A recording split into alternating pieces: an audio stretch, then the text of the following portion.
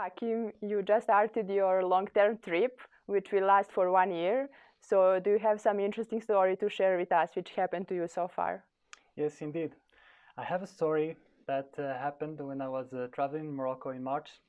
So I was traveling in the southeast of the country in a city called Zagora, just before the dunes, before the desert. So I like to walk, and I was walking one day in the outskirts of the city in a place called the Kasaba, which is the name for the neighborhoods that are built with clay.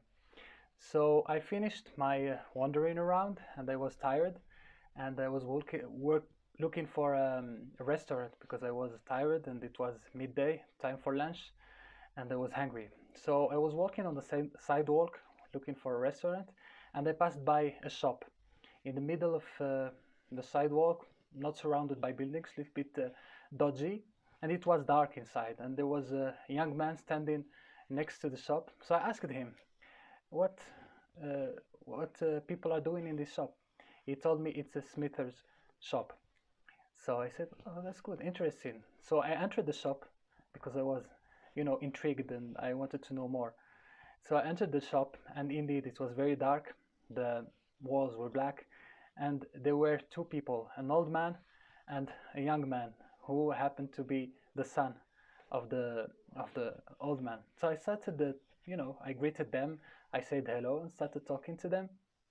And indeed, the old man told me, "Yes, I'm a smither. I'm working iron here, and this is lunchtime. This is midday, and I'm going for lunch. I'm gonna have lunch.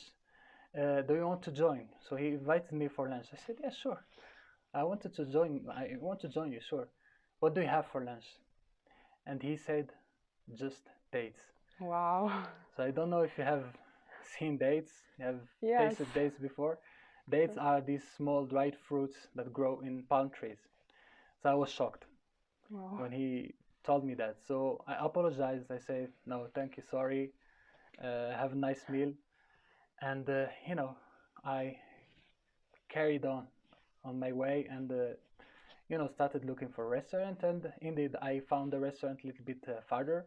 So I ordered food. And when food came, and while I was eating, I started thinking about the man that I just met, Yeah. and I was touched. And this man had almost nothing, just dates for lunch, and he was ready to share this almost nothing that he had, and I realized that it was everything.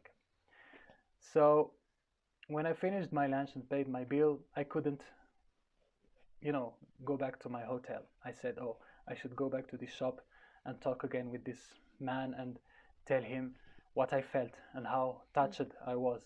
It's But nice that by you went back to yes, give him feedback. yes, I was so touched, but by his words. So I went back to the shop, and he was surprised to see me again. He said, "Oh, I saw you a few minutes ago."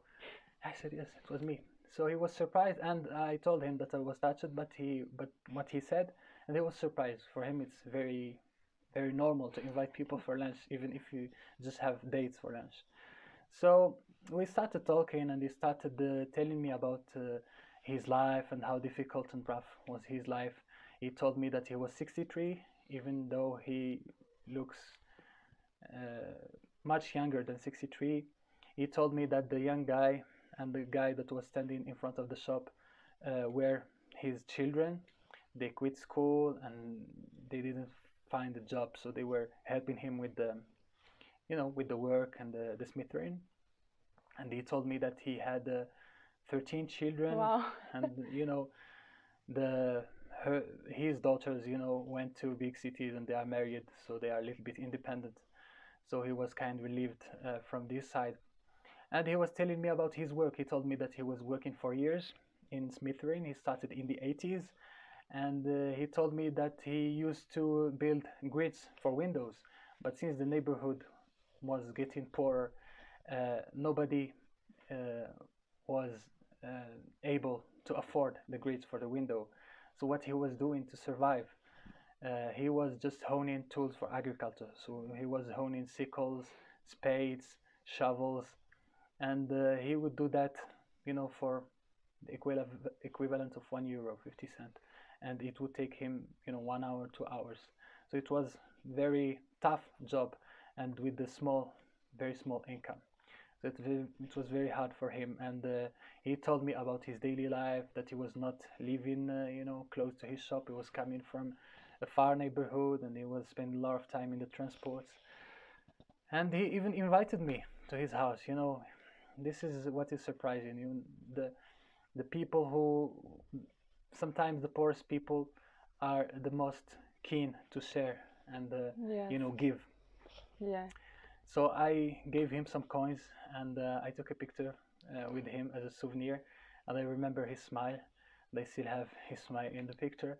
He had a very nice smile that reflected his enthusiasm and positivity, even though he was living in a tough situation, and maybe his future is shorter than his past, but he was still very enthusiastic, and maybe for his children, his kids, that maybe the future is going to be good for them. So he was very optimistic, and I was struck by this positivity and enthusiasm.